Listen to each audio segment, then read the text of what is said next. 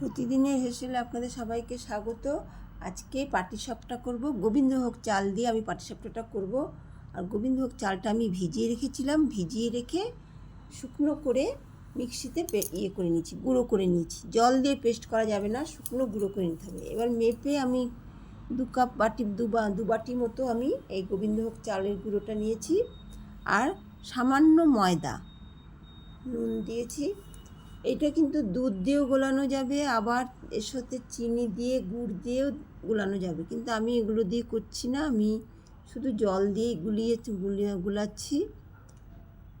আর যেহেতু এটা আমি মিক্সিতে চালটা পেস্ট গুঁড়ো করে নিয়েছি, সেই জন্যে ওঠাতে কোনো অসুবিধা হবে না। পাটিসাপটাতে অ্যাকচুয়ালি লেগে যায়, সেটা ওঠাতে হবে না। যদি চালটা গুঁড়ো করে নিজে ঘরে গুঁড়ো করে করা যায়, তাহলে ওঠাতে কষ্ট হয় না। এইবার আমি পাটিসাপটা পুরের জন্য দুধ নিয়েছি, 500 গ্রাম মতো দুধ নিয়েছি। দুধটাকে অনেকটা জাল দিয়ে নিয়েছি। তার মধ্যে মাখা সন্দেশ দিয়ে আমি এই পাটিসাপটার পুরটা করব। নারকেল দেবো না, এটা পাটিসাপটাটা আমি মাখা সন্দেশ দিয়েই করব। মাখা সন্দেশের মধ্যে দুধটা ভালো করে নিয়ে এটা করেছি। এইবারে তাওয়া বসিয়ে ওর মধ্যে ঘি দিয়েছি। ঘি দিয়ে তাওয়াটা গরম হয়ে যাওয়ার পরে এবারে এইভাবে আমি পাটিসাপটাগুলো করব।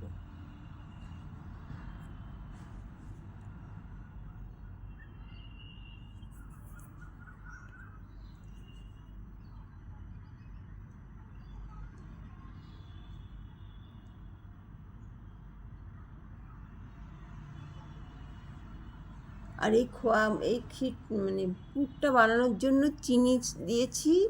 চিনির সঙ্গে দুধের সঙ্গে চিনি দিয়ে আর মাখা সন্দেশ দিয়ে এই পুরটা আমি করেছি। আর চাল গোবিন্দভোগ চালের যেহেতু করছি, সেই জন্য চালটা যদি বেটে করি না, কোনো অসুবিধা হয় না তুলতে। এই গোলার মধ্যে গুঁড়ো দেওয়া যাবে, নারকেলের গুঁড়ো কুড়িয়ে দেওয়া যাবে, আবার দুধ দিয়েও গোলানো যাবে। আমি এগুলো কোনোটাই করিনি, আপনারা পারলে করতে পারেন এইভাবে।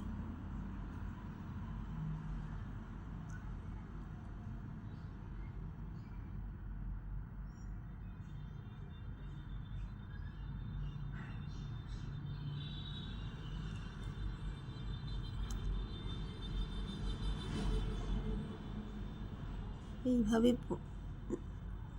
পুরগুলো দিতে হবে।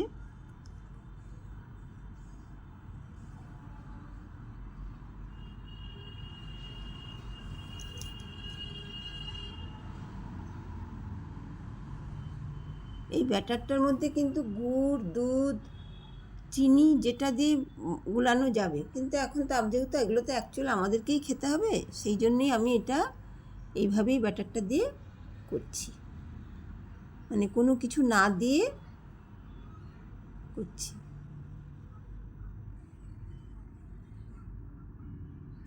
এইভাবে আমি সব পাটিসাপটাগুলো করে নেব।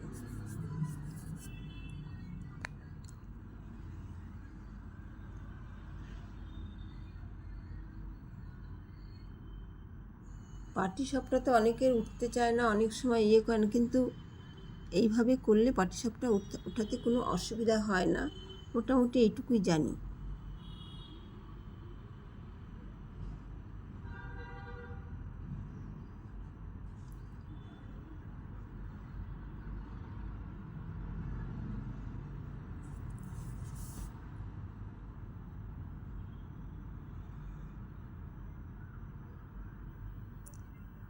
আর একটা কথা, ননস্টিক তাওয়াতে কিন্তু পাটিসাপটা খুব ভালোভাবেই উঠে যায়।